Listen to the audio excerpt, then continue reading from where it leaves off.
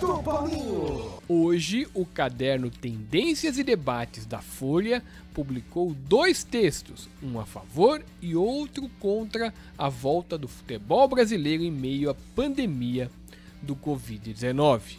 Contrário ao retorno, manifestou-se o jornalista Juca Kfouri.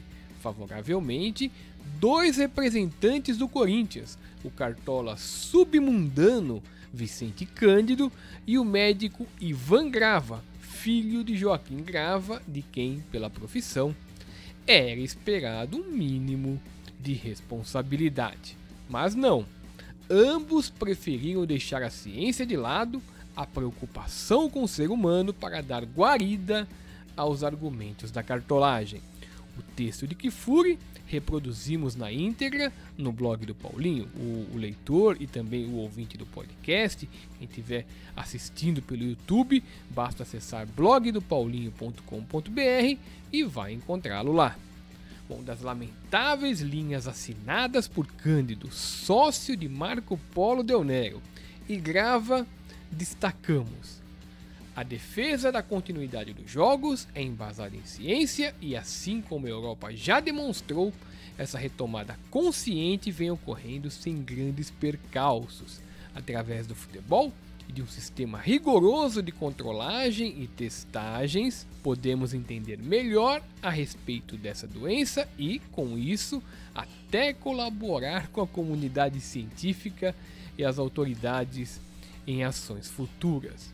A afirmação de que a continuidade dos jogos vem ocorrendo sem grandes percalços é de uma desonestidade gigantesca, bastando observar o altíssimo índice de jogadores contaminados que foram retirados de jogos e, por consequência, estavam em risco de repassar a doença a companheiros de profissão, familiares e etc., com estes em efeito cascata, prejudicando outros mais que com eles convivem.